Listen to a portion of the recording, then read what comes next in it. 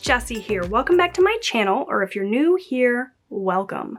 For today's video, I am going to be taking my expense tracker from the second week in June, and I am going to be using the information here to fill in my hybrid budget.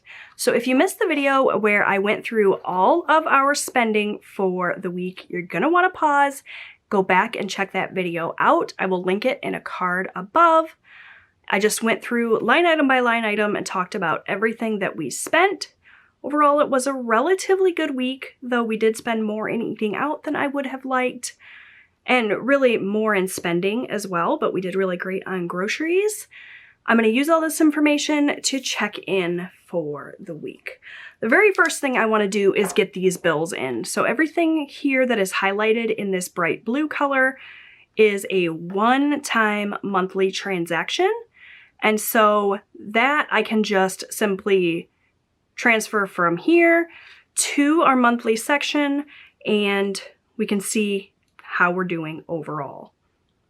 I just realized that when I did my expense tracking, I totally forgot to include our lot rent.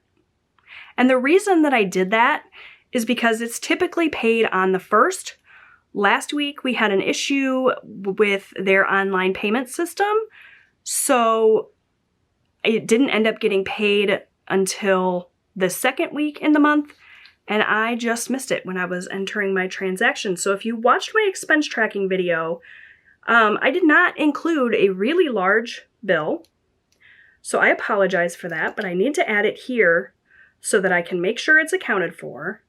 So I'm just going to kind of stick it down here on the bottom, and it was a handwritten check, and that's the other reason. Usually it comes out as a like an automatic debit from my account, but things were just wonky this month because they were having issues with their system.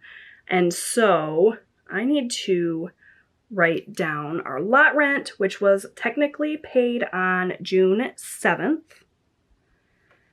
And this is lot rent. It's also water and cable. They all get paid with one lump sum, and the amount for that was $712.57.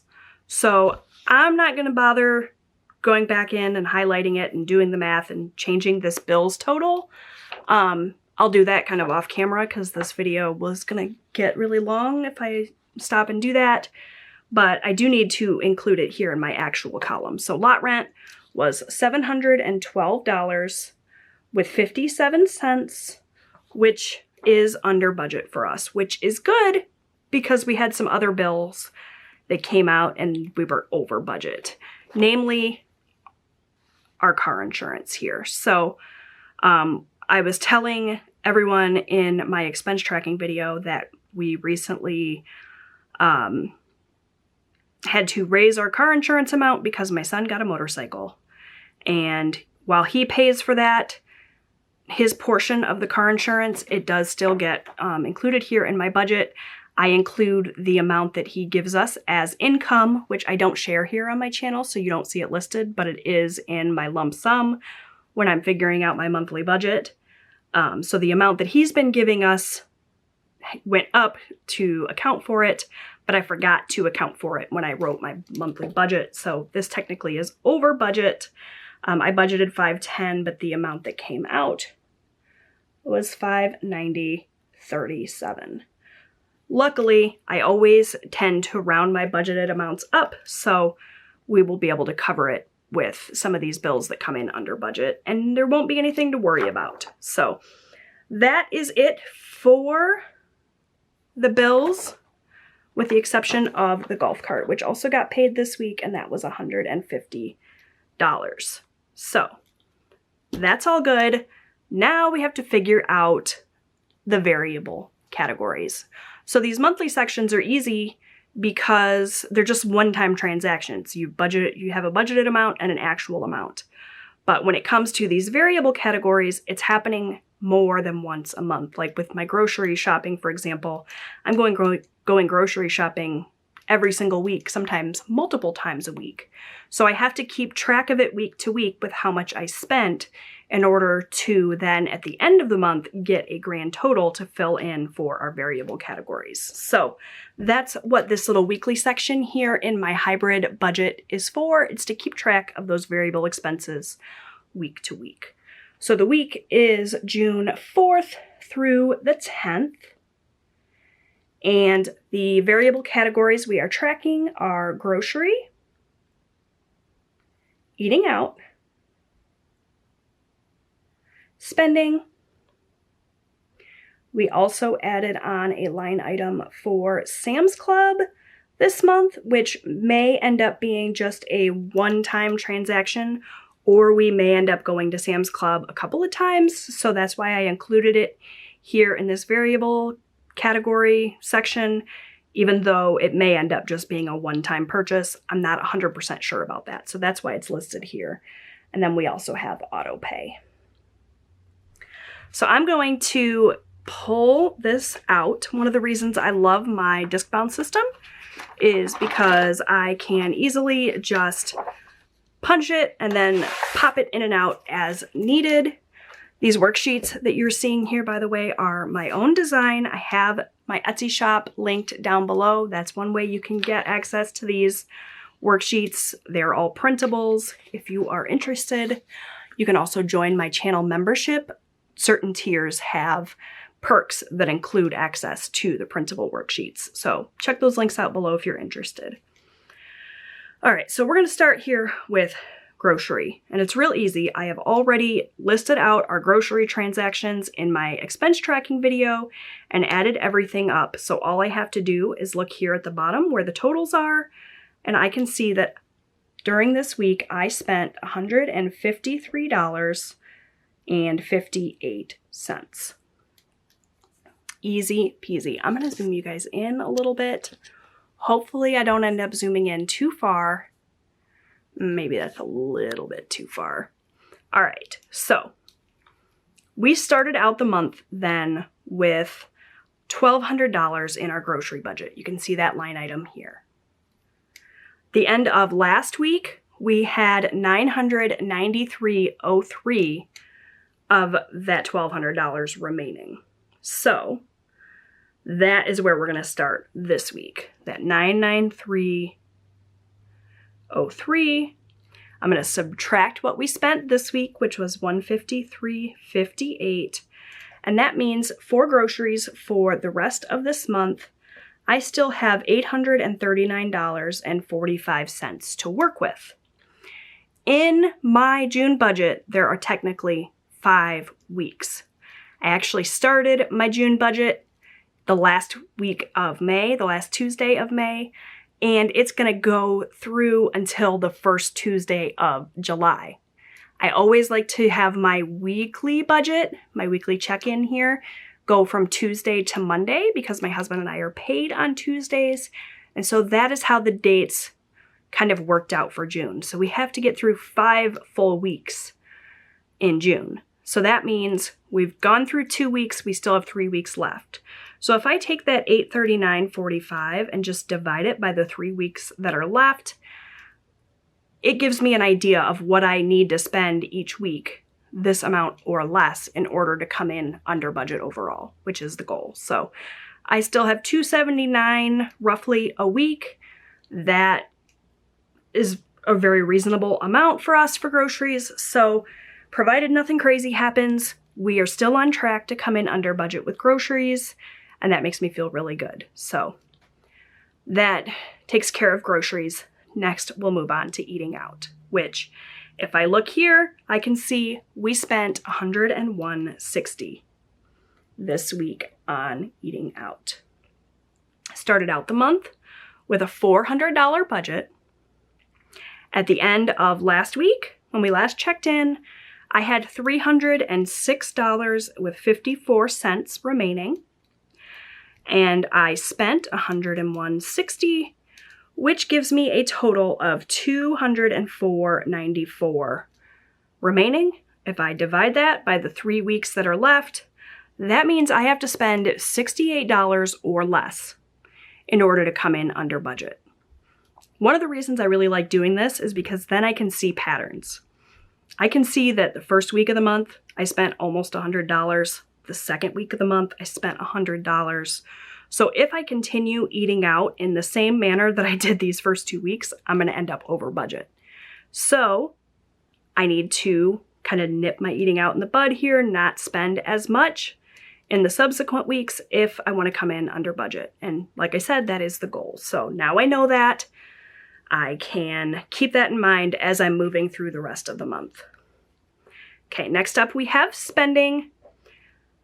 I spent $174.24 this week. Started out the month with $500 in our spending budget. The end of last week, we had $423.91 remaining. If we subtract the $174.24 that I spent this week, that leaves me with $249.67. And if I divide that by the 3 remaining weeks, means I have to spend $83 or less in the next 3 weeks to come in under budget. Looking back, I only spent $76.09 the first week, but then we spent a lot more the second week. So I need to keep my spending a little bit closer to what we did in the first week of June if I'm going to come in under budget. Sam's Club, we still have not been to Sam's Club. I expected that we were going to go to Sam's Club like the very first week of the month, and we just haven't had time. So we still have the full $300 that I set aside for Sam's Club. I'm sure we will get there at some point this month, but for now, we're in good shape there. We haven't spent any of that money. All right, the last category is auto pay. And auto pay doesn't work quite the same as these other categories. Our auto pay bills are kind of all over the place. There's some in every week of the month, but they're not like equally split out the way that I would do my grocery shopping or whatever. So I don't need to like divide my remaining amount by 3 to figure out how much I can spend in each week. I just have to get a total. Hopefully that makes sense. I know some of you were confused by this the last time I talked about it. Some of you were confused why I do it this way and count it as variable when it's not really variable at all. These are all bills that come out monthly on the same day pretty much every month. But I just do that so that I don't have to list out each individual transaction here in my monthly section. There's like, I don't know, 15 or 20 of these little tiny transactions that get lumped into this auto pay. And I could list them all out as one-time transactions here, but this monthly section would be super, super full and it would be overwhelming. So instead, I just lump them in as one line item. I call it auto pay and I keep track of it week to week this way. It's personal preference. You can do it any way you want. Personal finance is personal. Do what works best for you. This is what works best for me. So hopefully that explains that. Anyways, the start of the month, my auto pay amount that I budgeted was $300. At the end of last week, we still had $207.33 remaining. This week, we spent $32.94 of that. So if we take that $207.33, subtract out $32.94, we still have $174.39 to get us through the next 3 weeks. So hopefully we will be all set there. All right, now I'm going to get a total for our variable categories here, because if we, for example, go over budget in eating out, which if I continue eating out the way I have been, we likely will, but I come in under budget in one of these other categories, I'm okay with it as long as the overall amount for these variable categories comes in under budget. So I like to also just get a total so I can figure that out. I don't know if that makes sense. I hope it does. So for the amount that we spent this week, $153.58 plus $101.60 plus $174.24 plus $32.94 is $462.36, which is what I got when I did the math in my expense tracking video. So just double checked that math there. Love it when I can do the math and the amounts equal one another. That means I didn't make any mistakes. So overall, we spent $462.36 in these variable categories this week. If you look here at last week, we spent $469. So even though the amounts differ in terms of which category that spending happened in, these amounts are pretty darn close. So that's interesting to me. All right, and then for what's remaining, we'll just add up these remaining amounts really quick.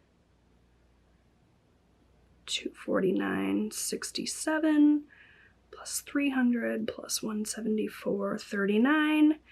$1,768.45 is what we have remaining. And just for fun, I'm going to divide that by the 3 weeks we have left and see that we could spend $589 each of the next 3 weeks in these variable categories and still come in under budget. So that's good to know. All right, my friends, I hope you enjoyed this video. That is it for my hybrid budget check-in. I hope that you are having a really wonderful week. If you would like to help out my channel, the best way that you can support me is by giving this video a thumbs up or by clicking that red subscribe button down below if you have not yet subscribed. I would love it if you would. You can also hit the little notification bell, and that way you'll get notified every time I upload a new video. All of that engagement really helps out, lets YouTube know that this channel is a channel that they should promote to others. So I would appreciate it if you would do that. Keep in mind that the links for the worksheets, as well as anything else I talked about during this video, are in the description box down below, so you can feel free to peruse that if you would like. And I will see you guys real soon with another video. Bye, friends.